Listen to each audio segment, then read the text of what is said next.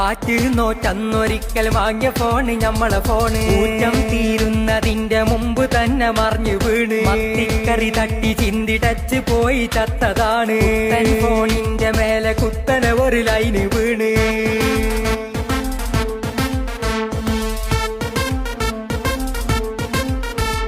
Ponnu സക്കീറെന്തിനാ phone കക്കണതെന്തിനാ?